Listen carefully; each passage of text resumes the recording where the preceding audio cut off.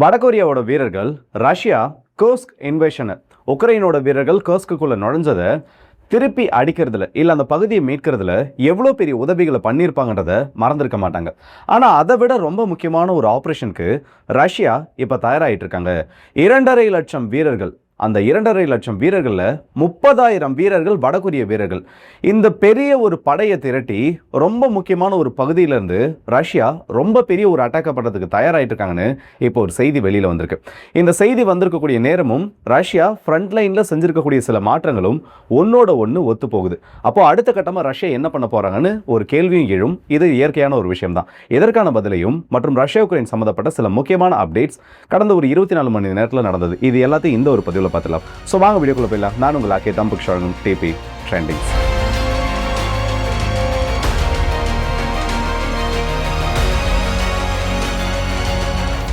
Romania already பார்த்தோன்னா நாட்டோவுக்கும் ரஷ்யாவுக்கும் நடுவில் ஏற்பட்டிருக்கக்கூடிய அந்த உரசலை இந்த நாடு தான் அடுத்த கட்டத்துக்கு எடுத்துகிட்டு போக போகிறாங்கன்னு சொல்லலாம். அதுக்கு காரணம் அந்த ஒரு நாடு கிடையாது, ரஷ்யா செய்யக்கூடிய தாக்குதல்.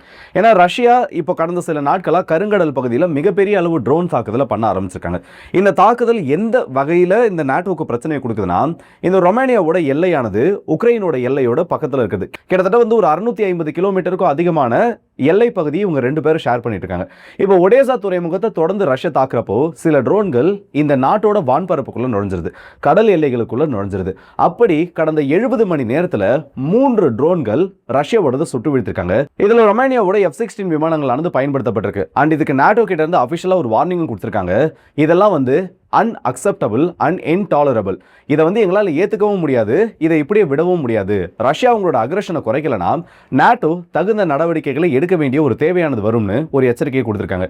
அதை எடுக்கிறதுக்கு தான் அந்த மொத்த பிளானையும் இவங்க பண்ணுறாங்களா என்னன்னு தெரியல. ஏன்னா ஒவ்வொரு ட்ரோனோட பேட்டர்னையும் பார்த்தோன்னா ஜஸ்ட் வந்து சில சமயத்தில் ரஷ்யா என்ன ஒரு கதையை விட்டுருவாங்கன்னா, இல்லை இந்த ட்ரோன் வந்து தவறுதலாக போயிடுச்சுன்னு.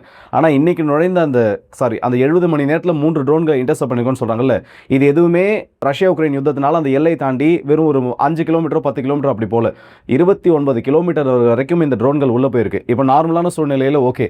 ஆனால் அதுவே ஒரு டென்ஸ்டு சுச்சுவேஷன். இப்போ நாட்டோவுக்கும் ரஷ்யாவுக்கும் ஏதோ ஒரு பிரச்சனை வர மாதிரி இருக்குது. அந்த டைம்லையும் இதே மாதிரி அவங்களோட ரெஸ்பான்ஸ் டைம் வந்து கம்மியாக இருந்ததுன்னா பெரிய ஒரு பாதிப்பை இந்த ரஷ்யானால கொடுக்க முடியும். அதனால் அவங்க இன்னும் கேர்ஃபுல்லாக இருக்கிறதுக்கான அந்த பணிகளையும் தொடங்க ஆரம்பிச்சிருக்காங்க.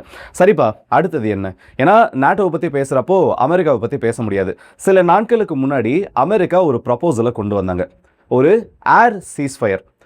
படைகள் வந்து தரைப்படைகள் சண்டை போடட்டும், ஆனால் ஏவுகணை தாக்குதலோ ட்ரோன் தாக்குதலோ யாரும் இந்த இடத்துல பண்ணக்கூடாது. விமானப்படை பயன்படுத்தியும் ரஷ்யாவும் உக்ரைனை தாக்கக்கூடாது, உக்ரைனும் ரஷ்யாவை தாக்கக்கூடாதுன்னு ரொம்ப முக்கியமான ஒரு அறிவிப்பை கொண்டு வந்தாங்க. அதாவது இது ப்ரப்போசலாக கொண்டு வந்தாங்க. ஆனால் இதை ரஷ்யா ரிஜெக்ட் பண்ணிட்டாங்க. இதற்கு அடுத்தபடியாக உக்ரைனோட அதிபர் அதிகாரப்பூர்வமாக ரஷ்யாவோட நாங்கள் பேச்சுவார்த்தைகளை தொடங்குறதுக்கு தயாராக இருக்கோம். அதுவும் ரஷ்யா இந்த பகுதிகளை தாக்கக்கூடாது, இந்த வகையான ஏவுகணைகளை பயன்படுத்தக்கூடாதுன்னு நேரடியாக ஒரு ப்ரப்போசல் பண்ணப்பட்டதா கிரெம்லின் ஒரு செய்தியை வெளியிட்டிருந்தாங்க. ஆனால் உக்ரைன் கிட்ட இருந்து இந்த ரெஸ்பான்ஸ் எதுவும் கிடைக்கல. ஸோ ரஷ்யா என்ன சொல்லியிருக்காங்கன்னா, இந்த மாதிரி உக்ரைன் கிட்ட இருந்து இந்த சிட்டிலாம் நீங்கள் தாக்காமல் ஒரு சீஸ்ஃபயர் எடுத்துட்டு வாங்கன்னு சொல்லியிருந்தாங்க, நாங்கள் ரிஜெக்ட் பண்ணிட்டோம். அது இப்போ உண்மைப்படுத்தப்பட்டிருக்கு அமெரிக்காவோட ஒரு இந்த அறிவிப்பின் மூலயமா. என்னன்னா, இந்த ஏர் சீஸ்ஃபயர்ன்றது இப்போதைக்கு ப்ரப்போசலாக தான். இந்த ரஷ்யா உக்ரைன் யுத்தம் தொடங்கணும்னா மீண்டும் இந்த டெம்பரரி சீஸ்ஃபயர், வான்வெளி தாக்குதல்ன்றது இல்லாமல் இருந்தால் மட்டும்தான் நம்மளால் பேச்சுவார்த்தைகளை தொடங்க முடியும். அப்படி இருக்கப்போ ரஷ்யாவும் உக்ரைனும் இந்த ப்ரப்போசலை அடுத்த கட்டத்துக்கு கொண்டு போகணும்னு சொல்லியிருக்காங்க. இது சம்மந்தப்பட்ட கேள்விக்கு ரஷ்யாவோட டிமிட்ரி பெஸ்கோவ் அவர்கள் ஒரு பதிலை கொடுத்திருக்காரு. அதாவது இது வந்து இப்போ செய்திகளாக வந்திருக்கு, ஆனால் அஃபிஷியல் கம்யூனிகேஷன் இப்போ அமெரிக்கா ஒரு முடிவு எடுக்கிறாங்கன்னா ரஷ்யா கிட்ட அஃபிஷியலாக அதை சொல்லுவாங்க. முக்கியமான ஒரு நபர் மூலயமாகவோ இல்லை இருக்கக்கூடிய அந்த ஹாட்லைன் மூலயமாவோ அந்த இன்ஃபர்மேஷனை பாஸ் பண்ணுவாங்க. அப்படி இன்னும் எங்களுக்கு எதுவும் வரல. அப்படி இருக்கப்போ என்னால் இதில் எதுவுமே கமெண்ட் பண்ண முடியாது. ஒருவேளை இந்த ஏர் சீஸ்ஃபயர் கொண்டு வரப்படுது, இல்லை அது இந்த ரஷ்யா உக்ரைன் யுத்தத்தில் அமைதி பேச்சுவார்த்தை நோக்கி கொண்டு போகுதுன்னா வரவேற்கக்கூடிய ஒரு விஷயம் தான் சொல்லியிருக்காங்க. ஏர் சீஸ்ஃபயர் வந்ததுன்னா உக்ரைனுக்கு பாதிப்பா இல்லை ரஷ்யாவுக்கு பாதிப்பான்றது அடுத்த கட்டம். யார் இதில் பெரிய ஒரு டேமேஜ் இல்லாமல் தப்பிப்பாங்கன்னு பார்த்தோன்னா உக்ரைன் பெரிய அளவு கிரேட் எஸ்கேப் ஆகிடுவாங்க. ஏன்னா இன்றைக்கும் சரி, 2 நாட்களுக்கு முன்னாடி அந்த ஆர்மேடாவோட டிஃபென்ஸ் எக்ஸ்போ மேலே பெரிய ஒரு ஸ்ட்ரைக் நடந்துன்னு பார்த்தோம். இன்றைக்கி வரைக்கும் அவங்களால அந்த இடத்துல பாடியை கிளியர் பண்ண முடியல. கண்டுபிடிக்க முடியாத அளவுக்கு ஹை நம்பர் ஆஃப் கேஷுவாலிட்டிஸ் அந்த இடத்துல ஏற்பட்டிருக்கு. அதோட நீட்சியாக, அதாவது நேற்று இரவுலேருந்து இன்னைக்கு ஈவினிங் வரைக்கும் 5 இடங்களில் கியூவில் இந்த சைட்டை தவிர்த்து கியூவில் 5 இடங்களில் தாக்குதல் நடந்திருக்கு. மொத்தமாக பார்த்தோன்னா 8 இஸ்கேந்தர் ஏவுகணைகள், 3 ஜெர்கூன் ஏவுகணைகள் மற்றும் 2 S-400ஓட லேண்ட் வேரியன்ட்ன்றதும் பயன்படுத்தப்பட்டிருக்கு. ஓவராலா பார்த்தோம்னா 13 மிசைல்ஸ் ஃபயர் பண்ணப்பட்டிருக்கு. இப்போ உக்ரைனோட ரொம்ப முக்கியமா இருக்கக்கூடிய எபிசென்டரோட அந்த வேர் ஹவுசஸ் டெஸ்ட்ராய் பண்ணப்பட்டிருக்கு. அண்ட் அது மட்டும் இல்லாம அதிகமா இவங்களோட ஃபியூல் ஸ்டேஷன்ஸ்ன்றதும் இந்த இடத்துல குறி வைக்கப்பட்டிருக்கு. இதுல ரொம்ப கவனிக்க வேண்டிய ஒரு விஷயம் என்னன்னா, இந்த வேர் ஹவுசஸ் தாக்கப்படுது. நோவா பஸ்டான்னு சொல்லக்கூடிய ஒரு கார்கோ டெலிவரி பண்றது. அவங்களோட அந்த ஊர்ல வந்து ரொம்ப பெரிய ஒரு நிறுவனம் அதுன்னு சொல்லலாம். அவங்களோட வேர் ஹவுஸும் தாக்கப்பட்டிருக்கு. சில நாட்களுக்கு முன்னாடி ஒரு இங்கிலாந்துல இருந்து வந்த ஒரு தன்னார்வலர் அந்த வெப்பன்ஸை கொண்டு வந்து டெலிவரி பண்ணக்கூடிய அந்த ஒரு வேலையில இருந்த ஒரு நபர் ஆக்சிடென்டலா ஒரு போட்டோ போடுறாரு. அதுக்கு முன்னாடி வரைக்கும் இந்த ஒரு வேர் ஹவுஸின் மீது ரஷ்யா ஒரு முறை கூட தாக்குதல் நடத்தினது கிடையாது. அவர் போட்ட போட்டோல என்ன ஆயிருச்சுன்னா, அந்த ட்ரோன்களோட ஸ்பேர்கள் அந்த நிறுவனத்துக்கு வரக்கூடிய அந்த பேக்கேஜ்ல மென்ஷன் ஆயிருக்கிறது தெரிஞ்சிருச்சு. அவர் அதை தெரிஞ்சு போட்டாரா இல்ல இது யாரோட கவனத்துக்கும் போகலையான்னு தெரியல. அவர் பதிவை போட்ட அடுத்த நாள்ல இருந்து உக்ரைன்ல எந்தெந்த இடத்துல அந்த வேர் ஹவுஸ் இருக்கோ தேடி தேடி அடிக்க ஆரம்பிச்சிட்டாங்க. அதுவும் அபிஷியலா வேர் ஹவுஸ் இருந்து அடிக்கிறது வேற.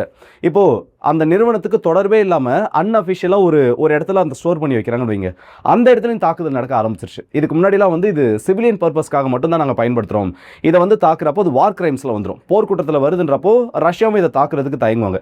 ஆனால் இந்த புகைப்படம் வெளியில வந்ததுலேருந்து பாரபட்சம் இல்லாமல் தாக்குதல் நடந்துட்டு இருக்கு. வெறும் ஒரே ஒரு புகைப்படம், அந்த புகைப்படம் எப்படி இந்த நிறுவனத்தோட தலையெழுத்தியே மாத்துச்சுன்றது நடக்கக்கூடிய நிகழ்வுகள் மூலமா வெளியில தெரிஞ்சிட்டு இருக்கு. அண்ட் இப்போ நார்த் கொரியாவோட சோல்ஜர்ஸ் அந்த ஒரு விஷயத்துக்கு வரும். உக்ரைன் வந்து இன்னைக்கு அஃபிஷியலாக ஒரு செய்தியை வெளியிட்டிருக்காங்க. அதாவது ஜெலன்ஸ்கி என்ன சொல்லியிருக்காருன்னா, ரஷ்யா ரொம்ப பெரிய அளவு ஹியூமன் லாஸஸை எதிர்கொண்டுட்டு இருக்காங்க.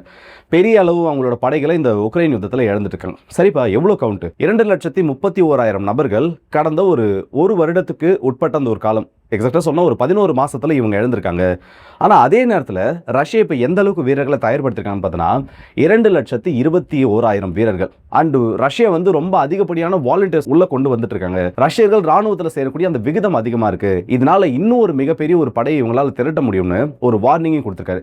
இந்த வார்னிங் அவர் எதற்காக கொடுத்திருக்காருன்னு பார்த்தோன்னா, சில நாட்களுக்கு முன்னாடி ரஷ்யாவோட அதிபர் அவர்கள் வடகொரியாவுக்கு பெரிய ஒரு நன்றியை தெரிவிச்சிருந்தார். இந்த கர்ஸ்க் இன்வேஷனை உக்ரைன் பண்ணதுக்கு அப்புறமா ரஷ்ய வீரர்கள் போராடினதை விட வடகொரிய வீரர்கள் அங்கே போராடினது அதிகம். அந்த அளவுக்கு ஒரு பெரிய பேட்டில் ஃபீல்டாக அது மாறுச்சு. அதற்கு நன்றிகள் தெரிவித்தது மட்டும் இல்லாமல் இந்த ஒரு உதவிக்காக என்னைக்கும் ரஷ்யா வடகொரியா கூட இருக்குன்ற அந்த ஒரு உத்தரவாதத்தையும் அவங்க கொடுத்திருந்தாரு. இப்போ அதோட தொடர்ச்சி என்ன நடக்க ஆரம்பிச்சிருக்குன்னா, உளவு தகவல்களின் அடிப்படையில் அவர் சொல்றாரு, உளவு தகவல்களின் அடிப்படையில் 30,000க்கும் அதிகமான வடகொரிய வீரர்கள் அவங்களோட பயணத்தை வார்னர்ஸ் துறைமுகத்தில் இருந்து இன்னும் சில நாட்களில் தொடங்க போறாங்க. இப்படி வரக்கூடிய அந்த நபர்கள் இன்னும் ஒரு சில மாதங்களுக்குள் ரஷ்யா உக்ரைன் யுத்தத்தில் ஜாப்ரோசியா, நிப்ரோ பெட்ரோவஸ்க் அந்த ஒரு ஃப்ரண்ட்ல களமிறக்கப்பட போறாங்க. இது பெரிய ஒரு நம்பர்ஸா இருக்கும். ஏன்னா ஆல்ரெடி 2,21,000 நபர்கள் அவங்கள ரஷ்யா சேர்த்துட்டாங்க, படைகளை தயார்படுத்திட்டு இருக்காங்க. இப்போ இந்த 30,000 நபர்களும் வரப்போ இவங்களை ஃப்ரண்ட் லைன் முழுக்க ரஷ்யானால யூஸ் பண்ண முடியும். இதை நம்ம ஃபேஸ் பண்ணி ஆகணும். இதை நம்ம ஃபேஸ் பண்ணணும்னா நமக்கு ஃபயர் பவர் வேணும். அதற்கு இன்னும் அதிகமான வெப்பன்ஸ் வேணும்னு ஒரு ரெக்வஸ்ட்டை வச்சிருக்காரு. வெப்பன்ஸ் வேணும், சோல்ஜர்ஸ் அதிகமாக இருக்காங்க, இழப்புகள் 2 லட்சம் இருக்கு. அப்போ வெப்பன்ஸ்க்காக தான் இப்படி ஒரு கதையை கிளப்பியிருக்காருன்னு சொல்லி அந்த சந்தேகம் வரும். அதை நம்மளால இந்த இடத்துல கம்ப்ளீட்டாக ரெஜெக்ட் பண்ண முடியாது. ஆனால் இப்போ ரீசெண்டாக வந்திருக்கக்கூடிய சில டேட்டாஸ் இதெல்லாம் பார்க்குறப்போ வடகொரிய வீரர்கள் மீண்டும் களமிறக்கப்படுறதுக்கான வாய்ப்பு இருக்கு. எப்போ ரஷ்யா இந்த ஒரு முடிவை எடுத்துக்காங்கன்னு பார்த்தோன்னா, அமைதி பேச்சுவார்த்தை தொடங்குறதுக்கு ஏர் சீஸ்ஃபயர் பற்றி ஒரு அறிவிப்பு வருது. அப்போ வடகொரிய வீரர்களை பற்றி உக்ரைனே ஒரு செய்தியை வெளியிடுறாங்கன்னா அந்த சீஸ்ஃபயர் பேசப்பட்டிருக்கணும். சீஸ்ஃபயர் ஏற்படுறதுக்கு முன்னாடி ஒரு பெரிய ஃபார்வர்ட் புஷை ரஷ்யா பண்ணாங்கன்னு வைங்க, அது யுத்த காலத்தில் ரஷ்யாவுக்கு ஆதரவான ஒரு நிலைப்பாடை கொடுக்கும். இன்னும் சில இடங்களை அவங்க அதிகமாக கேப்சர் பண்ணலாம். அதே நேரத்தில் வடகொரிய வீரர்களை உள்ள அனுப்புறப்போ ரஷ்யர்களுக்கு ஏற்படக்கூடிய பாதிப்பையும் அவங்களால குறைக்க முடியும். இது இவங்களோட செய்திகளை மட்டும் வச்சு நான் சொல்லலை. கிராமடாஸ்கில் ரஷ்யா அவங்களோட ஆர்ட்லரி தாக்குதலை பண்ண ஆரம்பிச்சிட்டாங்க. அதன் மூலயமா அங்கே இருக்கக்கூடிய மக்கள் வெளியேற ஆரம்பிச்சிட்டாங்கன்றதையும் நம்ம சில நாட்களுக்கு முன்னாடி செய்தியில் பார்த்தோம். இதை தொடர்ந்து டோப்ரோபிலியா போன்ற பகுதிகளில் ரஷ்யா அவங்களோட ஏர் ஸ்ட்ரைக்ஸை தொடங்கியிருக்காங்க. இது என்னன்னா, உக்ரைனோட ஃபர்ஸ்ட் லைன் ஆஃப் டிஃபென்ஸ் கான்ஸ்டன்டானிக்கா விழுந்ததுக்கு அப்புறமா அந்த ஃபர்ஸ்ட் லைன் ஆஃப் டிஃபென்ஸ் விழுந்துருச்சு. இப்போ உக்ரைனுக்கு வேற வழி கிடையாது. இந்த மேட்டு பகுதியை ரஷ்யா அடைஞ்சிட்டாங்கன்னா அவங்க பின்வாங்கி தான் ஆகணும். ஆனால் அந்த அடையிறதை தாமதப்படுத்துறதுக்கு கிராமடாஸ்க், டோப்ரோபிலியா மற்றும் அதுக்கு பக்கத்தில் இருக்கக்கூடிய ஸ்லோவியான்ஸ்க் இந்த பகுதிகளை அடையிறதுக்கு ரஷ்யா எடுக்கக்கூடிய முயற்சிகள் இல்லை எந்த அளவுக்கு அவங்க வேகமாக முன்னேறும், அந்த முன்னேறக்கூடிய அந்த விகிதம் இருக்குல்ல, அதை குறைக்கிறதுக்கான அந்த முயற்சிகளில் ஈடுபட்டிருக்காங்க. அவங்க உள்ள வரக்கூடிய வேகத்தை குறைக்கணும்னா அதிகப்படியாக ட்ரோன்களை உள்ள ஃபயர் பண்ணணும். நிறைய இடத்துல வந்து இந்த மைன்ஸை செட் பண்ணுறது, இவங்க சைடில் இருந்து MLR சிஸ்டம்ஸை ஃபயர் பண்ணுறது, FPV ட்ரோன்கள் தான் இப்போ வந்து ரஷ்யாவுக்கு மிகப்பெரிய ஒரு த்ரெட்டாக இருக்குது. ஸோ அதை அதிகமாக பயன்படுத்த ஆரம்பிக்கிறதுன்னு இந்த சிட்டிஸை ப்ரொடெக்ட் பண்ணுறதுக்கான ஒரு முயற்சியில் இறங்கியிருக்காங்க. வீரர்கள் உள்ளே போனால் தானே பிரச்சனை, நாங்கள் ஏர் பவரை பயன்படுத்தி இதெல்லாம் நியூட்ரலைஸ் பண்ணிக்கிறோன்னு ரஷ்யா அவங்களோட FAB குண்டுகள் அதிகமாக வீசுகிறாங்க. இந்த FAB குண்டுகள் அதோட அக்யூரசி அதிகமாக ரொம்ப டெட்லியாக மாறுது. இன்னைக்கு காலையிலேருந்து ஒரு 2 வீடியோ பார்த்தேன் இந்த ஸ்ட்ரைக் சம்மந்தப்பட்டது. முக்கியமான ஒரு 2 அபார்ட்மெண்ட்ஸ் மாதிரி இருக்குது. அந்த இடத்துல மக்கள் யாரும் இல்லை. கிரமட்டஸ் பகுதியில் அந்த நகரத்தோட முன்கள பகுதிகள் எல்லாம் வந்து மக்கள் வந்து வெளியேற ஆரம்பிச்சிட்டாங்க. அந்த இடத்துல ரஷ்யாவோட அந்த குண்டுகள் தாக்கியிருக்கு. அது அவங்க அந்த பில்டிங்கை தான் குறி வச்சாங்களா என்னன்னு தெரியல. ஏன்னா அந்த இடத்துல அது மட்டும் தான் கொஞ்சம் பெரிய பில்டிங், மற்றதெல்லாம் கொஞ்சம் தள்ளி இருக்கக்கூடிய பகுதிகளில் இருக்குது. இங்கேருந்து பார்த்தோன்னா ஒரு வீட்டிலேருந்து ஒரு 40-50 மீட்டர் தள்ளி இன்னொரு வீடு இருக்க மாதிரி அந்த மாதிரி ஒரு அமைப்பில் இருக்குது. எக்ஸாக்டாக அந்த 2 குண்டுகளும் அந்த ஒரு கட்டிடத்தை மட்டுமே அடிச்சுது. உள்ள வீரர்கள் இருந்தாங்களா என்ன கதைன்றது தெரியல. ஆனால் 2 குண்டுகளும் ஒரே இடத்துல தாக்குதுன்றப்போ அதுதான் அந்த இடத்துல டார்கெட்டாக கொடுக்கப்பட்டிருக்கணும். மேபி அதோட அக்யூரசி இம்ப்ரூவ் பண்ணப்பட்டிருக்கலாம். அப்போ வீரர்கள் உள்ள வரதுக்கு முன்னாடி இந்த ஸ்ட்ரக்சர்ஸ் எல்லாம் காலி பண்ணுறப்போ உக்ரைனால ரொம்ப நாளைக்கு அதை ஹோல்ட் பண்ண முடியாது. முன்னேறி வரக்கூடிய ரஷ்யாவோட வீரர்களை கட்டிடங்களில் இருக்கக்கூடிய உக்ரைனோட வீரர்கள் பெரிய அளவு எதிர்ப்பாங்க. இது ரஷ்யாவுக்கு பெரிய அளவுக்கு கேஷுவாலிட்டிஸை உருவாக்கும். அவங்களால வந்து சீக்கிரம் அந்த சிட்டியை பிடிக்க முடியாது. அப்படி நகரங்கள் முன்கூட்டியே தரைமட்டம் பார்க்கப்பட்டுச்சுன்னா இது ரஷ்யாவுக்கான அந்த பணியை சுலபமாக்கிடும். அதற்கான வேலைகளும் இப்போ தொடங்க ஆரம்பிச்சிட்டாங்க. ஸோ ஒருவேளை ஒரு சீஸ்ஃபயர் பேச்சு வந்ததுன்னா அந்த பேச்சு வரப்போ இந்த நகரங்கள் ஒன்று ரஷ்யாவோட கண்ட்ரோலில் இருக்கணும். அப்படி இல்லையா அந்த நகரத்தை பிடிக்கிறதுக்கான முயற்சிகளையாவது ரஷ்யா இறங்கி இருக்கணும். அப்போ தான் அந்த டேபிளில் உங்களுக்கு இது இன்னும் ஒரு பலமான ஒரு வேலிடான ஒரு பாயிண்டாக மாறும். அதுக்கான பணிகளை அவங்க தொடங்கியிருக்காங்க. இந்த பேச்சுவார்த்தை வடகொரிய வீரர்கள் இது எல்லாமே ஒன்னோட ஒன்று அதை தொடர்பு படுத்தி விடுது. ஸோ இதை பற்றி உங்களோட கருத்துக்கள் என்ன சொல்லி மறக்காம கமெண்ட் செக்ஷன் சொல்லுங்கள். குறிப்பாக சொல்லணும்னா வடகொரிய வீரர்கள் உள்ளே வர்றது ரஷ்யாவுக்கு கண்டிப்பாக ஒரு அட்வான்டேஜ் தான். ஆனால் அதே நேரத்தில் வடகொரிய வீரர்களை முன்கூட்டியே எதிர்த்த அந்த அனுபவம் உக்ரைனுக்கு இருக்குது. அதுக்குன்னு வந்து உக்ரைனோட அதிபர் சொல்கிற எல்லாத்தையுமே நம்மளால் இந்த இடத்துல நம்பவும் முடியாது. 2 லட்சம் வீரர்களை நாங்கள் கடந்த ஒரு வருஷத்துக்குள்ளே கொண்டு இருக்கோன்றாரு. சில நாட்களுக்கு முன்னாடி மாதத்துக்கு 30,000 வீரர்களுக்கு அதிகமாக ரஷ்யா வந்து இழக்கிறாங்கன்னாரு. அதாவது சராசரியாக ஒரு ரஷ்ய வீரர் முன்காலத்தில் அந்த யுத்த காலத்தில் நிற்கக்கூடிய நேரமே வந்து வெறும் ஒரு அரை மணி நேரத்துக்குள்ள தான். அதுக்குள்ளேயே நாங்கள் வந்து அவர் கொன்னுறோம், எங்களோட ட்ரோன்கள் இந்த அளவுக்கு வேட்டையாடுன்ற மாதிரி செய்திகளை விட்டுருக்காரு. ஸோ அதில் எதை நம்புறது வேணான்னு சொல்லி அந்த முடிவை நான் உங்ககிட்ட விட்டுறேன். செய்திகள் வந்துச்சு, நான் சொல்லிட்டேன். பின்னாடி நடக்கக்கூடிய நிகழ்வுலையும் சொல்லியிருக்கேன். இது உங்களுக்கு புரிஞ்சிருக்கும் நம்பர். ஸோ முடிவை நீங்கள் எடுங்க. அந்த மறக்காம அதையும் கமெண்ட்ஸில் சொல்லுங்கள். இன்னொரு பக்கம் பார்த்தோன்னா ஏர் சீஸ்ஃபயர்ன்றது இந்த இடத்துல வந்துச்சுன்னா உக்ரைன் தப்பிக்கும். ஏன்னா ஒவ்வொரு நாளும் பார்த்தோன்னா ரஷ்யாவோட ஏவுகணை தாக்குதல் அந்த அளவுக்கு பெரிய ஒரு பாதிப்பை கொடுத்துருக்கு. அதை பற்றி உங்களோட கருத்துக்களையும் மறக்காம கமெண்ட்ஸில் சொல்லுங்கள். ஸோ அடுத்த வீடியோஸ் இப்போ அது விடுறது உங்கள் எல்லாருக்கே.